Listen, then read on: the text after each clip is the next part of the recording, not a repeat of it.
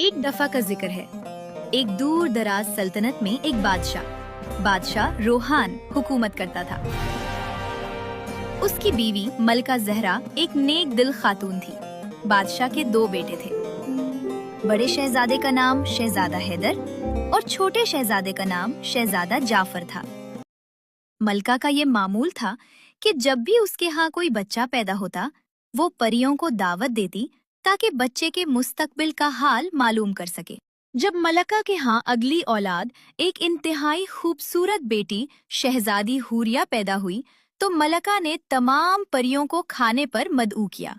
جب پریاں رخصت ہونے لگیں تو ملکہ نے کہا، اپنی پرانی روایت کو نہ بھولیں اور مجھے بتائیں کہ شہزادی حوریہ کی قسمت میں کیا لکھا ہے۔ پریاں گھبرا گئیں اور بہانے بنانے لگیں۔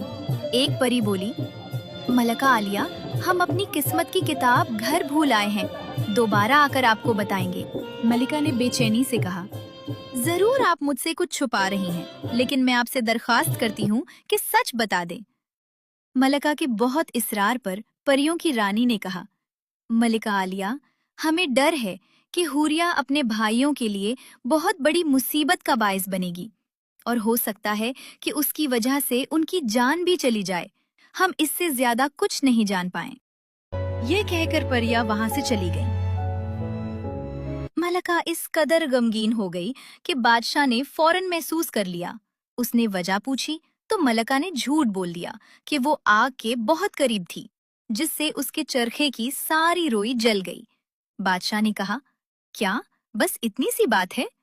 وہ فوراً گودام میں گیا اور اتنی روئی لے آیا جو ملکہ 100 سال میں بھی نہیں کاٹ سکتی تھی، لیکن ملکہ بدستور اداس رہی۔